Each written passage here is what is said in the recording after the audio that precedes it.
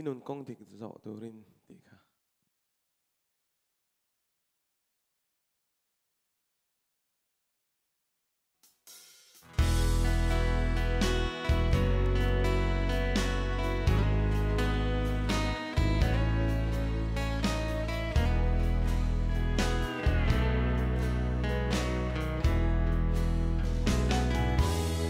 Inun kong dik zo turin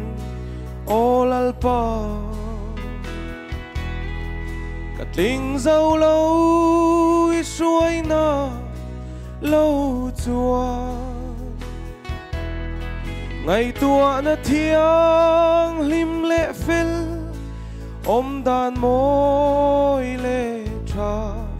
Min zir tir lệ ang che Oi cross bull karon be olalpa In ngày tom na min pela Thin lung sa ti tui ang che Bian thar na di min pela tu na ngeya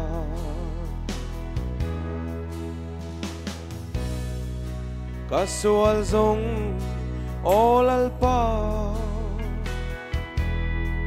Karon lane min laulo mangte Sa paule wan na bao se Nung chang moi le cha Min zir tir le ang che Oi cross bull karon be olalpa In ngày tom na min pela Thin lung sa ti tui ang che Bian thar na di min pela tu na ngeya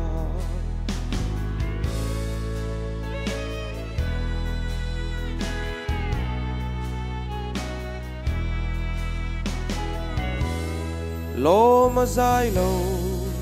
tur hi ka lâu ni lâu Kasual na zong min ngay tâm vangin Cross til ti thấy na changin Kanun zong lalpa Kakol tir to vangin Oi cross bull karon be olalpa In ngày tom na min pela Thin lung sa ti tui ang che Bian thar na di min pela tu na